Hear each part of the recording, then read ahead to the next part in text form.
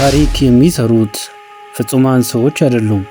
ይልቁንም ድካማቸውን አምነው በተሰጣቸው ዕድል ራሳቸውን የለወጡ እንጂ። ዛሬ በትረካ አድማስ የምናቀርብላቸው ታሪክ በዓለም ላይ ካሉ ታላላቅ ስብዕናዎች አንዱ የሆነውን በድክመትና በጥንካሬ በፍርሃትና በድፍረት መካከል የተለዋወጠውን የታላቁን ሐዋርያ የጴጥሮስን ሕይወት ነው። ጴጥሮስ ከመባሉ በፊት ስምዖን ይባል እንደነበረ ስንቶቻችን እናውቃለን? ስምዖን ተራ ዓሣ አጥማጅ ነበር። ነገር ግን ስሙ ተቀይሮ ጴጥሮስ ተባለ። ጴጥሮስ ማለት ደግሞ አለት እንደማለት ነው። አለት እንዴት ሊናወጥ ይችላል? አለትስ እንዴት ሊሰምጥ ይችላል?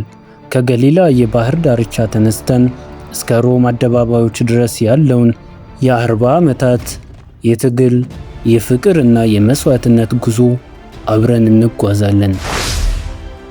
ውድ አድማጭ ተመልካቾቻችን፣ የክርስቲያን ቤተሰቦች ይህንን የትረካ ቻናል ሰብስክራይብ በማድረግና ቪዲዮን ላይክ በማድረግ ጀምሩ።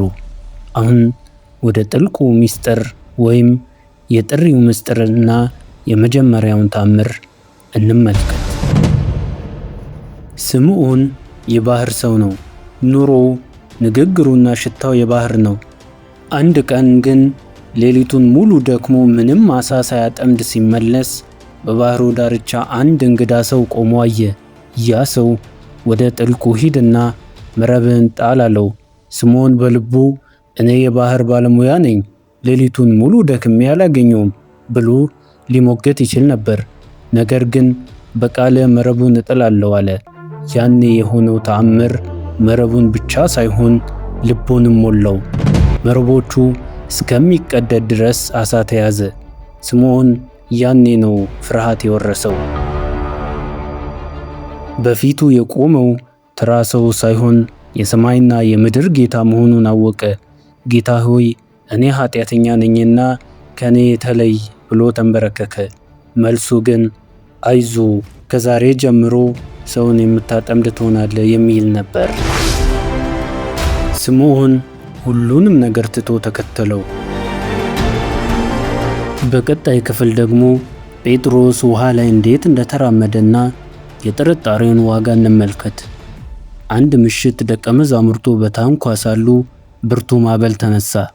በማዕበሉ መካከል ጌታ በውሃ ላይ እየተራመደ ሲመጣ አዩት። ጴጥሮስ ደግሞ እዚህ ጋር ነው ስሜታዊነቱ የታወቀው። ጌታ ሆይ በውሃ ላይ ወደ አንተ እንድመጣ አዘዘኝ አለ። ትእዛዙ መጣ እና ጴጥሮስ አለው። ጴጥሮስ ከታንኳይቱ ወረደ። የመጀመሪያዎቹ እርምጃዎች ድንቅ ነበሩ። በውሃ ላይ እየተራመደ ነው። ነገር ግን ጴጥሮስ ዓይኑን ከጌታው ነቅሎ ወደ ማዕበሉ ተመለከተ። ያኔ መስጠም ጀመረ። ለምን ይመስላችኋል? ምክንያቱም ጴጥሮስ ማዕበሉን ከፈጣሪው በላይ አገነነ። ጌታ ሆይ ያድነኝ ብሎ ጮኸ። እጅ ተዘረጋለት። ዛሬም ለሁላችንም ትልቅ ትምህርት አለ። ችግራችንን ሳይሆን ዓላማችንን ካየን በማዕበሉ ላይ እንራመዳለን። አሁን ደግሞ የጴጥሮስን ክህደትና የክህደት ምሽት እንዲሁም የዶሮ ጩኸትን እንመልከት። ታሪኩ ወደ መራራው ምዕራፍ ይሸጋገራል። ጌታ ሊያዝ ሲል ጴጥሮስ ሰይፉን መዞ የሊቀ ካህናቱን ባሪያ ጆሮ ቆረጠ። አሁንም በራሱ ጉልበት ሊከላከል ፈለገ። ነገር ግን ጌታ ተያዘ። ጴጥሮስም ከሩቅ ይከተል ነበር። በዚያች ቀዝቃዛ ምሽት ሰዎች እሳት ዳር ቆመው ሳለ አንዲት ሴት አየችው። አንተም ከነሱ ጋር ነበርክ አለችው። ጴጥሮስ አላውቀውም አለ። ሁለተኛም ሌላ ሰው ጠየቀው። አሁንም ካደ። ሦስተኛ ጊዜ ሲጠይቅ ያንን ሰው አላውቀውም ብሎ ማለ። በዚያች ቅጽበት ዶሮ ጮኸ። ጌታ ዞር ብሎ ጴጥሮስን አየው። ያ እይታ ጴጥሮስን ሰበረው። ምክንያቱም ዶሮ ሳይጮህ 3 ጊዜ ትክደኛለህ ብሎ ጌታ ለጴጥሮስ ተናግሮት ነበር። ወጥቶ ምርር ብሎ አለቀሰ። ያ አለት የተባለው ሰው እንደ ውሃ ቀለጠ።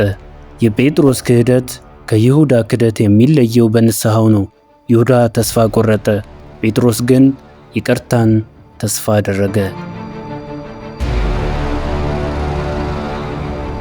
ከትንሣኤ በኋላ በገሊላ ዳርቻ ጌታ ለጴጥሮስ ተገለጠለት።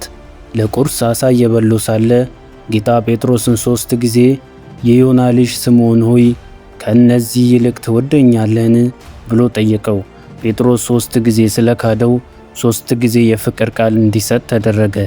አሁን ጴጥሮስ ራሱን አያውቅም። አዎ እወድሃለሁ ሲል በድፍረት ሳይሆን በትሕትና ነበር የገለጸው። ጌታም በጎቼን አሰማራ አለው። ከዚህ በኋላ ጴጥሮስ የሚፈራ ሰው አይደለም።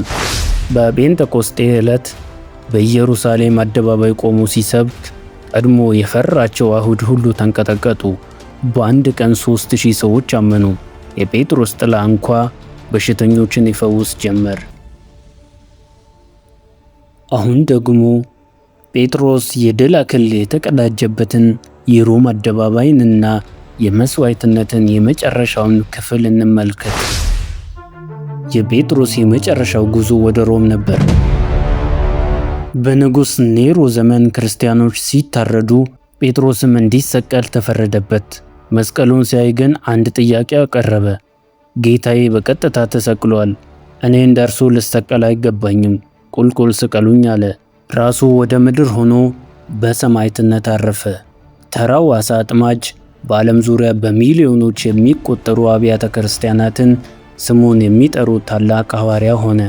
ጴጥሮስ ለእኛ የውድቀት ሳይሆን የመነሳት ምሳሌ ነው። የጴጥሮስ ታሪክ የሚያበቃው በመቃብር አይደለም። ታሪኩ የሚያበቃው ድልን በተቀዳጀው የሰው ልጅ መንፈስ ላይ ነው። እስኪ አስቡት፣ ያ በገሊላ ባህር ላይ መረቡን ሲያጥብ የነበረው ተራ ዓሣ አጥማጅ፣ ያ በፍርሃት ተንቀጥቅጦ አላውቀውም ብሎ የካደው ደካማ ሰው ዛሬ የት ደረሰ?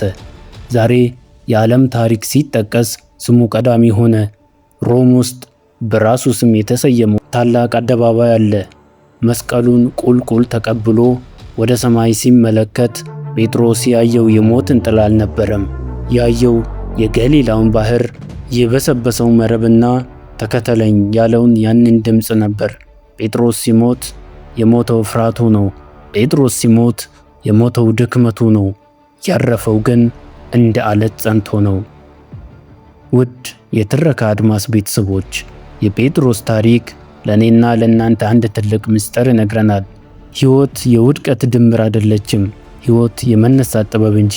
ዛሬ ተስፋ የቆረጥክበት ጉዳይ ካለ፣ ዛሬ አልችልም ብለ መረብን የጣልክበት ቦታ ካለ የጴጥሮስ ሕይወትን አስታውስ። ከዓሣ አጥማጅነት እስከ ዓለም መሪነት ያደረሰው ያ ምስጢር ዛሬም በእጅ ላይ ነው። አለት መሆን ካልቻልክ ቢያንስ እንደ ጴጥሮስ መነሳትን ልመድ። ምክንያቱም ታሪክ የሚጽፉት የማይወድቁት ሳይሆን ወድቀው መነሳት የቻሉት ብቻ ናቸው። በዚህ አስገራሚ ታሪክ አብራችሁን ስለነበራችሁ ከልብ እናመሰግናለን። የታሪኩ የትኛው ክፍል ልባችሁን ነካው? ጴጥሮስን በምን ትዝታ ታስቡታላችሁ? ሐሳባችሁን ኮሜንት ላይ ጻፉልኝ። ቪዲዮውን ለወዳጆቻችሁ ሼር ማድረጋችሁን አትርሱ። በሚቀጥለው አስገራሚ ታሪክ እስከምንገናኝ ድረስ ሰላም እግዚአብሔር አይለየን። ትረካ አድማስ የታሪክ መስኮት